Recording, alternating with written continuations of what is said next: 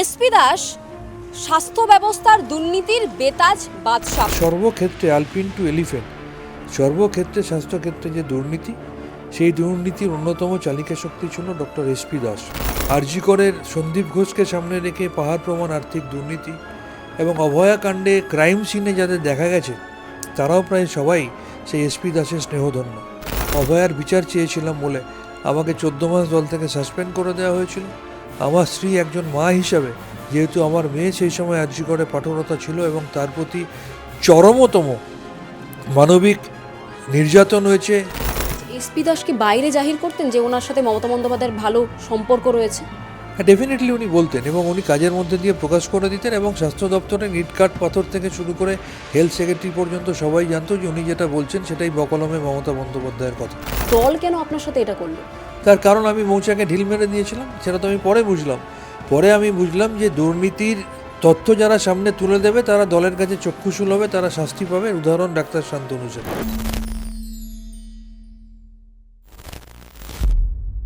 এই মুহূর্তে আমার সাথে যিনি উপস্থিত রয়েছেন তার আলাদা করে কোনো পরিচয়ের প্রশ্ন নেই। রাজনৈতিক তার যে কর্মকাণ্ড রয়েছে সেটা সারা রাজ্য জানে, দেশও জানে, এবং তার আনুগত্য নিয়ে বারবার অভিযোগ উঠলেও তিনি কিন্তু নিজের যে সিদ্ধান্ত রয়েছে সেই সিদ্ধান্তে একদম স্ট্যান্ড থেকেছিলেন এবং এখনও রয়েছেন, এবং তিনি পেশায় একজন চিকিৎসক রয়েছেন।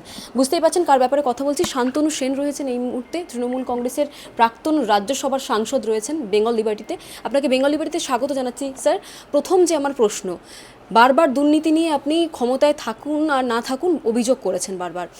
এসপি দাস নিয়ে সম্প্রতি আপনার একটা ফেসবুক পোস্ট দেখেছি এবং সেখানে উত্তরবঙ্গ লবির যে দুর্নীতি সেই দুর্নীতির বিরুদ্ধেও আপনি সরব হয়েছেন।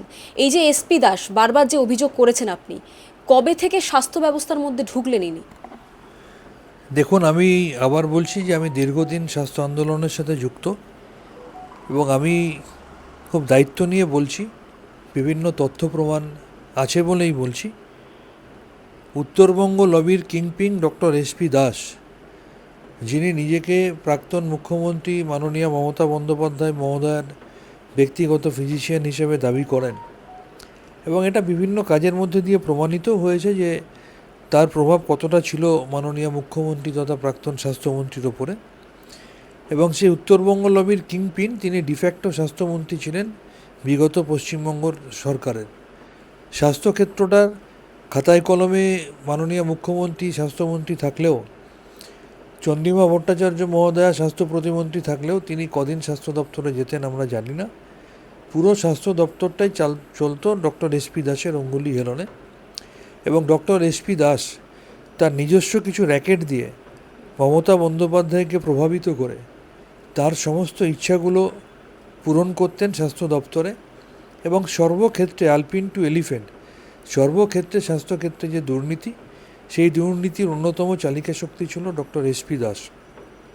রাজ্য মেডিকেল কাউন্সিলের সভাপতি ডক্টর সুদীপ্ত রায়কে সামনে রেখে, ডক্টর সুশান্ত রায়কে সামনে রেখে যে পাহাড় প্রমাণ অনৈতিক কাজ এবং দুর্নীতি, হেলথ রিক্রুটমেন্ট বোর্ডে ডক্টর সুদীপ্ত রায়কে মাথায় বসিয়ে সেখানে নিয়োগ প্রক্রিয়ার মধ্যে যে পাহাড় প্রমাণ দুর্নীতি, আর্থিক লেনদেন, রাজ্য স্বাস্থ্য বিশ্ববিদ্যালয়ে তারই একজন স্নেহধন্যাকে ভাইস চ্যান্সেলর হিসেবে বসিয়ে স্বাস্থ্য বিশ্ববিদ্যালয়ে পাহাড় প্রমাণ দুর্নীতি, যার ফলে বিগত সরকারের আমলে রাজ্যের মেডিকেল এডুকেশন সিস্টেমটা রসাতলে গিয়েছিল।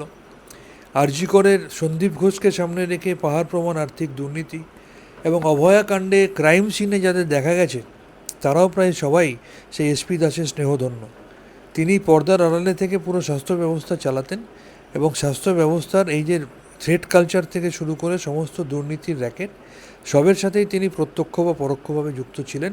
এবং আমি মনে করি আরজি কর হাসপাতালে যখন 2023 সালে আমি রোগী কল্যাণ সমিতির চেয়ারম্যান হিসেবে দ্বিতীয়বার কাজ করতে গিয়ে সন্দীপ ঘোষ, সুদীপ্ত রায় এবং প্রাক্তন বিধায়ক অতীন ঘোষের প্রত্যক্ষ এবং পরোক্ষ যোগসাজশে কোটি কোটি টাকার আর্থিক দুর্নীতির আমি তথ্য পেয়েছিলাম, তখন আমি দলে থাকা অবস্থায় কোনো সংবাদ মাধ্যমকে না জানিয়ে ভেবেছিলাম এটার প্রতিকার প্রয়োজন, দলের ভাবমূর্তি নষ্ট হবে। সেই ভেবে আমি স্বাস্থ্য দপ্তর এবং নবান্নে জানিয়ে এসেছিলাম, মাননীয় প্রাক্তন মুখ্যমন্ত্রীকে হোয়াটসঅ্যাপ করে জানিয়েছিলাম।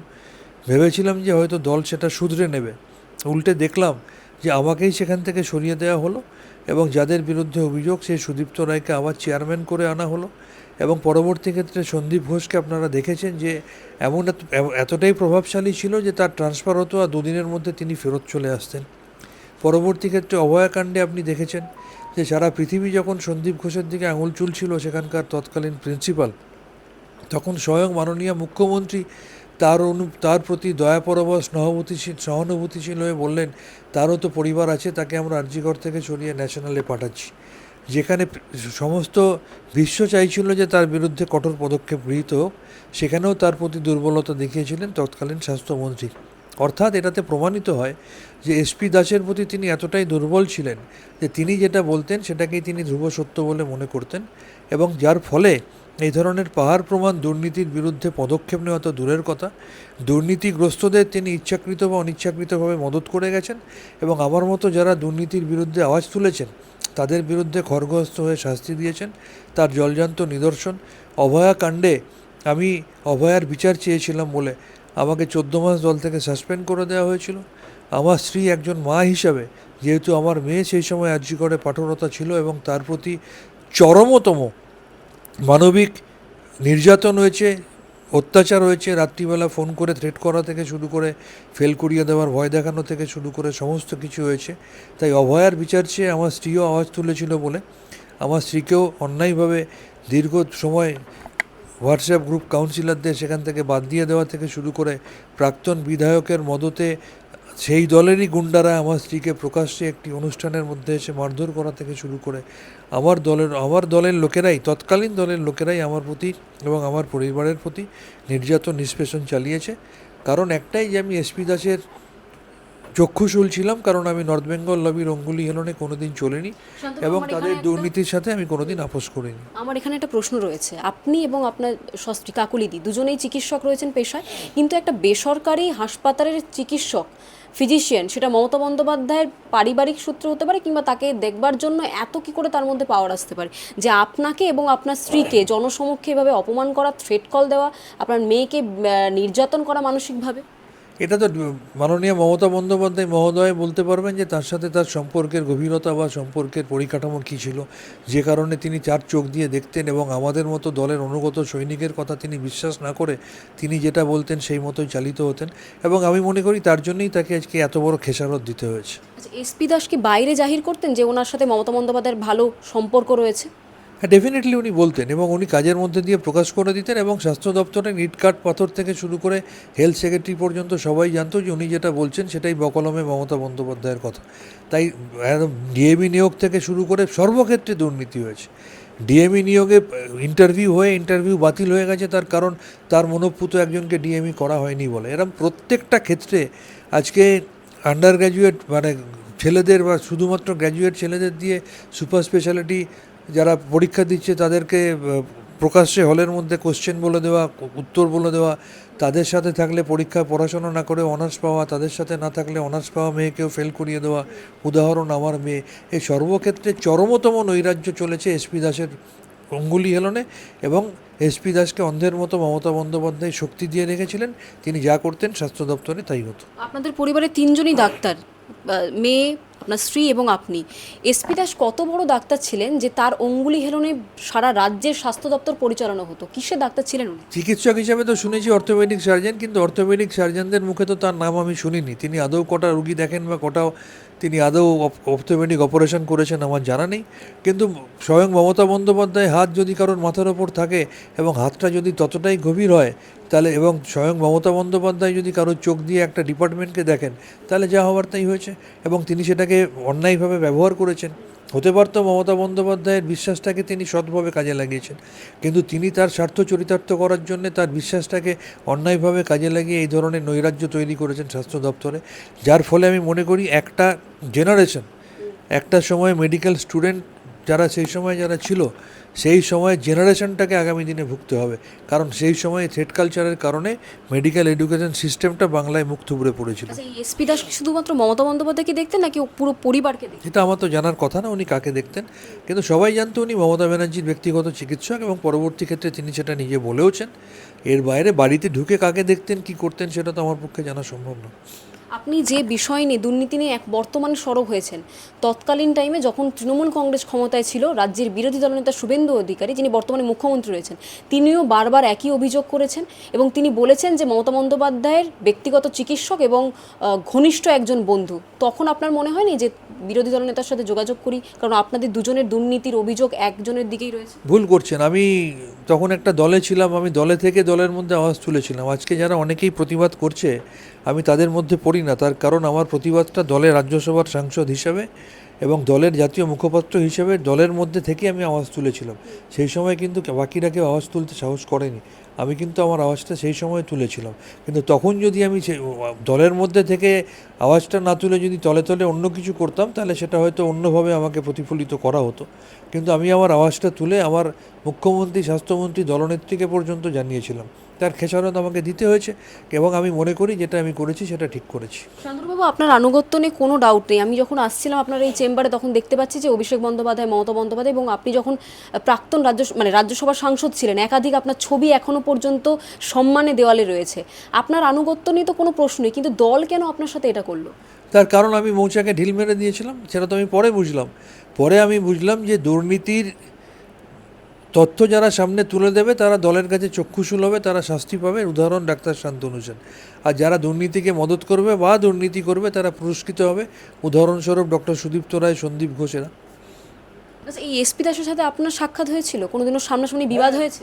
বেশ কয়েকবার সাক্ষাৎ হয়েছে। যখন আমার মেয়ের সাথে এই ধরনের অন্যায় অত্যাচার হচ্ছিল, আমার স্ত্রী ইমোশনালি ব্রেকডাউন করে তাকে ফোনে কান্নাকাটি পর্যন্ত করেছে যে ডাক্তারবাবু দেখুন আমার মেয়ের সাথে কেন এরকম করা হচ্ছে। উনিও তো একজন মেয়ের পিতা। সে তো আমি শুনেছি, মেয়ের পিতা যাকে অন্যায়ভাবে চাকরি দেওয়া হয়েছিল পিজি হাসপাতালে, তার জন্য একটা পদ তৈরি করা হয়েছিল। তিনি পোস্ট গ্রাজুয়েশন না থাকা সত্ত্বেও তিনি অ্যাসোসিয়েট প্রফেসর হয়ে গিয়েছিলেন। তিনিও তো দুর্নীতি করেছেন, সেটাও তো আমি শুনেছি। মানে আপনি একজন পিতা, কাকলি দিয়ে একজন মা, একটা মেয়ের মা, উনিও এসপি দাসের মেয়ের কন্যা সন্তান রয়েছে, কি করে এটা করতে পারে? মানে মমতা বন্দ্যোপাধ্যায়ের মাথায় হাত থাকার জন্যই কি উনি বিভিন্নভাবে স্বাস্থ্য ব্যবস্থার দুর্নীতি করে গেছে? দেখুন, ব্যক্তিগত কোনো শত্রুতা ছিল? সর্বশক্তিমানের হাত মাথায় থাকলে সেটা কিভাবে আপনি ব্যবহার করবেন সেটা আপনার নিজের বেসিক ইনস্টিংক্টের ওপর ডিপেন্ড করে। হতে পারে আপনি সেটাকে খুব ভালোভাবে ব্যবহার করে মানুষের জন্য কাজ করবেন, আর আপনার মধ্যে যদি একটা ক্রিমিনাল ইনস্টিংক্ট থাকে, একটা অ্যান্টি সোশ্যাল ইনস্টিংক্ট থাকে, তাহলে সেটাকে আপনি খারাপভাবে ব্যবহার করবেন। আমি মনে করি ডক্টর এসপি দাসের মধ্যে সে ক্রিমিনাল বা অ্যান্টি সোশ্যাল বা দুর্নীতি, কারাপশনের ইনস্টিংক্ট ছিল, তাই সেটাকে কাজে লাগিয়ে তিনি দুর্নীতি করেছেন, করাপশন করেছেন। কবে থেকে দেখতেন মমতা বন্দ্যোপাধ্যায়কে উনি? সরি, এসপি দাস কবে থেকে চিকিৎসা করতেন? সেটা আমার পক্ষে জানা সম্ভব না, শুনেছি বহু আগে থেকে। কিন্তু আমি তো মমতা বন্দ্যোপাধ্যায় মহোদয়ের যখনই কোনো দুর্ঘটনা বা ঘটেছে, আমি তো দেখেছি যে উনি মুখ্য চিকিৎসক হিসাবে সবটা পরিচালনা করতেন। এবং আমি দেখেছি সরকারি হাসপাতালেও তিনি সেই হাসপাতালের চিকিৎসক না হয়েও সেখানে গিয়ে সরকারি হাসপাতালের ডিরেক্টর থেকে শুরু করে, সুপার থেকে শুরু করে, হেড অফ দ্য ডিপার্টমেন্ট সবার উপরেই উনি ছড়ি ঘোরাতেন। মানে বন্ধুত্বর জন্য কি, মানে ঘনিষ্ঠ বন্ধুত্ব থেকেই এত মানে পাওয়ার, নাকি একই প্রশ্ন বারবার করছেন কেন? আমি তো বললাম যে উনি ওনার ব্যক্তিগত চিকিৎসক ছিলেন, কেউ বলে বন্ধু ছিলেন। এবার কতদিনের সম্পর্ক, কী সম্পর্ক, সেটা তো আমার পক্ষে জানা সম্ভব না। বেসরকারি হাসপাতালে চিকিৎসা করা একজন মানে চিকিৎসক, তাকে এত বড় দায়িত্ব দেওয়া চলে? একই প্রশ্ন করছেন। সে তো যিনি দায়িত্ব দিয়েছেন তাকে জিজ্ঞাসা করুন তিনি কেন তাকে দায়িত্ব দিয়েছেন। আপনি স্বাস্থ্য দপ্তরের একটি দায়িত্ব ছিলেন, তাই বললাম। আমি স্বাস্থ্য দপ্তরে কোনো সরকারি দায়িত্বে ছিলাম না। আমি রোগী কল্যাণ সমিতির চেয়ারম্যান ছিলাম এবং সেখানে আমি সমস্ত দুর্নীতির তথ্য হাতে পেয়েছিলাম, তাই আমি সেটা সরকারকে এবং দলকে জানিয়েছিলাম। উত্তরবঙ্গ যে লবি, আপনি বারবার দুর্নীতির অভিযোগ করেছেন, সেই লবি কি এখনো পর্যন্ত রয়েছে? তারা কি এখনো দুর্নীতি করে যাচ্ছে? হয়তো চেষ্টা করছে, কিন্তু আমি ধন্যবাদ দেব নতুন সরকারের মুখ্যমন্ত্রী শুভেন্দু অধিকারী মহোদয়কে। আমি ধন্যবাদ দেব নতুন স্বাস্থ্যমন্ত্রী শারদ দত্ত মুখার্জি মহোদয়কে।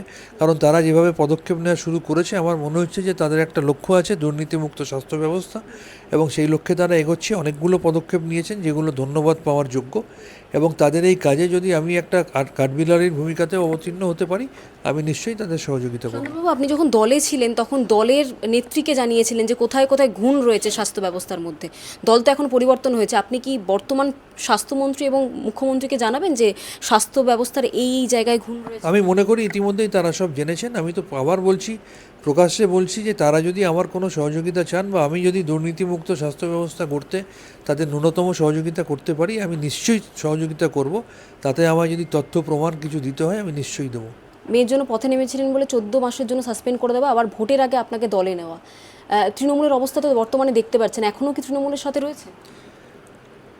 আমি উন্নয়নের সাথে রয়েছি, যে বাংলার উন্নয়ন করবে, যে দুর্নীতিমুক্ত বাংলা করবে, আমি তাদের সাথে থাকবো। কোনো পার্টিকুলার রাজনৈতিক দলের সাথে নেই? আমি যে উন্নয়ন করবে, যারা ভালো কাজ করবে, যারা বাংলার মানুষের কথা ভেবে দুর্নীতিমুক্ত বাংলা করবে, যারা দুর্নীতিতে যুক্ত মানুষদের প্রশ্রয় দেবে না, আমি তাদের সাথে থাকবো। বিজেপি বা নতুন মুখ্যমন্ত্রী কি সেই পথে এগোচ্ছে? হ্যাঁ, নিশ্চয়ই এগোচ্ছে। Morning shows the day. মাত্র 2.5 মাসের সরকার যেভাবে বিভিন্ন পদক্ষেপ গ্রহণের মধ্যে দিয়ে যারা দুর্নীতিতে যুক্ত তাদের বিরুদ্ধে পদক্ষেপ নেওয়া এবং দুর্নীতি রোধ করার জন্য বিভিন্ন পদক্ষেপ যারা তারা নিচ্ছে, নিশ্চিত করে আমি বিশ্বাস করি যে আগামী দিনে তারা সেই কাজটা করতে পারবে। এসপি দাস, এই এসপি দাস স্বাস্থ্য ব্যবস্থার দুর্নীতির বেতাজ বাদশাহ। উত্তরবঙ্গ লবিকে চালাতেন মমতা বন্দ্যোপাধ্যায় যখন স্বাস্থ্যমন্ত্রী ছিলেন। কে এই এসপি দাস?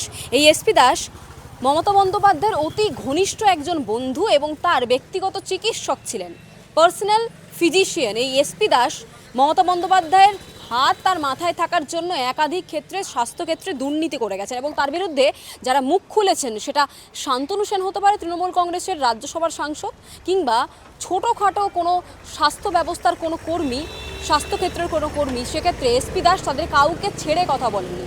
শান্তনু সেন বললেন বেঙ্গল লিবার্টির সম্মুখীন হয়ে এই এসপি দাসের বিরুদ্ধে যখন তিনি অভিযোগ করলেন দলনেত্রীকে কিংবা তার দলকে যে এই ধরনের দুর্নীতি হচ্ছে রাজ্যের স্বাস্থ্য ব্যবস্থায়, তখন এসপি দাস তিনি জাহির করলেন যে মমতা বন্দ্যোপাধ্যায়ের সাথে তার কতটা ঘনিষ্ঠতম সম্পর্ক রয়েছে এবং সেই সম্পর্কের ভিত্তিতে দাঁড়িয়ে শান্তনু সেন, তার স্ত্রী কাকলি সেন এবং তার মেয়ে, যিনি আরজি করে পড়ুয়া চিকিৎসক, তিনজনকে মেন্টালি হ্যারেস করা, রাত্রেবেলা লোকজনকে দিয়ে থ্রেট কল দেওয়া, কাকলি সেনকে কলকাতা কর্পোরেশনের যে কাউন্সিলরদের গ্রুপ রয়েছে সেই গ্রুপ থেকে বের করে দেওয়া, এই ধরনের একাধিক কর্মকাণ্ড তিনি করেছেন। এবং কাকলি সেন, শান্তনু সেনের যিনি স্ত্রী, তিনি রাতে ফোন করে পর্যন্ত কেঁদেছেন এই এসপি দাসকে যে তাদের সাথে এরকমভাবে দুর্ব্যবহার কেন করা হচ্ছে, কেন তাদেরকে মানসিকভাবে টর্চার করা হচ্ছে।